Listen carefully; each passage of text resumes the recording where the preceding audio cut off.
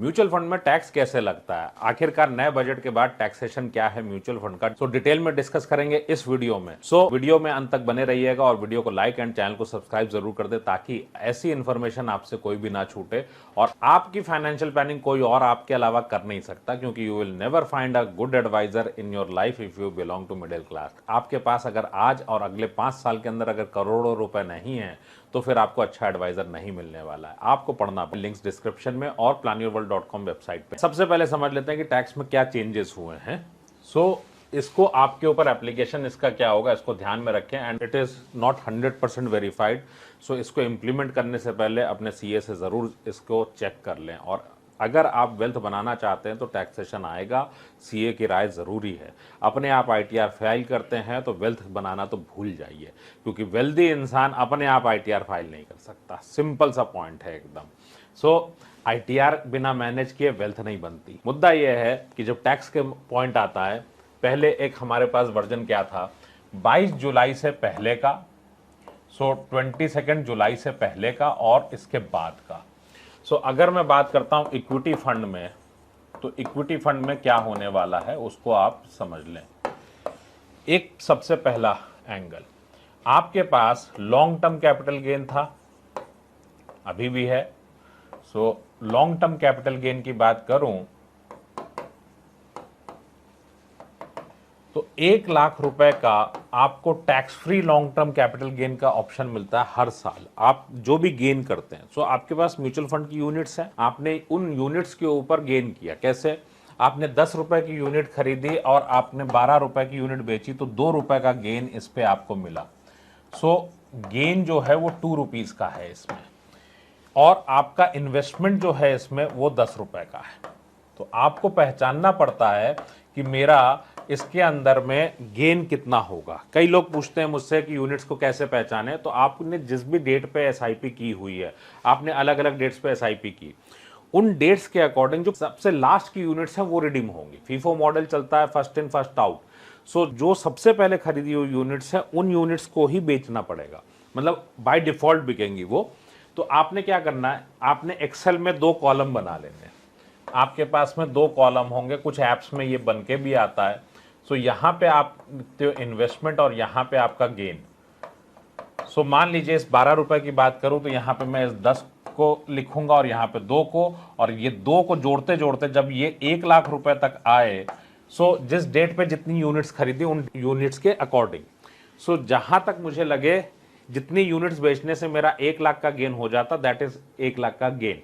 ठीक, तो ये कैलकुलेशन हम इस तरह से करेंगे। म्यूचुअल फंड के गेन के कैलकुलेशन के लिए हम इस तरीके से इसको प्लान करते हैं। अब मुद्दा क्या आता है, 1 लाख के ऊपर का जो भी गेन है उस पर मुझे कितना टैक्स देना पड़ेगा, एट द रेट ऑफ 10%, अगर मैंने 22 जुलाई से पहले बेचा है तो। और अगर मैंने 23 जुलाई से इसको किया है तो आफ्टर 23 जुलाई आपको जो पे करना है दैट इज 12.50। 12.5% का आपको इस पे टैक्स देना पड़ेगा 23 जुलाई ऑनवर्ड्स। सेम मैनर में अगर आप बात करें 1 लाख रुपए की, तो आपने अगर 1 लाख से ज्यादा का विड्रॉल किया है तो आपको यहां पे टैक्स बनता है। टेक्निकली क्या होगा एग्जैक्टली आप अपने सीए से डिस्कस करिएगा, बट इस क्लास के एंगल से मैं इस बात को बोलता हूं कि आपने अगर मान लीजिए 1.5 लाख का विड्रॉल किया है, चूंकि आज की डेट में 1.25 लाख रुपया टैक्स फ्री कर दिया है गवर्नमेंट ने 23 जुलाई से, 1.25 लाख रुपए आपका टैक्स फ्री है। ठीक, लेकिन आपने 22 जुलाई तक अगर बेचा है और वो 1.5 लाख रुपया, तो उस 50,000 पे आपको 10% का टैक्स बनता है टेक्निकली अगर देखें तो। इसका इंटरप्रिटेशन क्या होगा सही मायने में, ये टैक्सेशन के टाइम तक ही पता चलेगा। इसीलिए मैंने कहा कि ये वेरीफाइड नहीं है, लेकिन टेक्निकली क्या चीज हो सकती है वो आपसे डिस्कस कर रहा हूं। यहां पे आप यही मान के चलें कैलकुलेशन। अब अगर मैं शॉर्ट टर्म की बात करूं तो शॉर्ट टर्म में क्या होने वाला है, तो शॉर्ट टर्म में अगर आपने 22 जुलाई से पहले अगर बेचा है, 22 जुलाई या 22 जुलाई से पहले, वहां पे आपका टैक्स बनता था 15%। शॉर्ट टर्म क्या होता है, 1 साल से नीचे का अगर आपका होल्डिंग पीरियड है, 1 ईयर से लेस देन 1 ईयर, तो यह आपका शॉर्ट टर्म कैपिटल गेन कहलाता है। लॉन्ग टर्म कैपिटल गेन 1 साल से ऊपर का पैसा।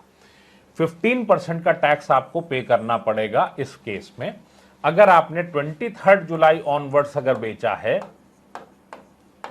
तो इस केस में आपका जो टैक्स बनता है दैट इज 20%। ये डेट्स आपको याद रखनी पड़ेगी, और अगर आपने कोई भी ऐसा ट्रांजैक्शन किया हुआ है तो एडवांस टैक्स पे कर दें। ये बहुत इंपॉर्टेंट है, अपने आप में आदत डाल लीजिए एडवांस टैक्स पे करने की, आपकी टैक्स में बचत होती है, वरना बाद में टैक्स में इंटरेस्ट पड़ता है। सो ये हम लोग अभी छोटा अमाउंट होता है तो हम लोगों को फर्क नहीं पड़ता, लेकिन जैसे जैसे अमाउंट बड़ा होता है, आपकी वेल्थ बनती है, आपको बहुत ज्यादा फर्क पड़ता है इन बातों का।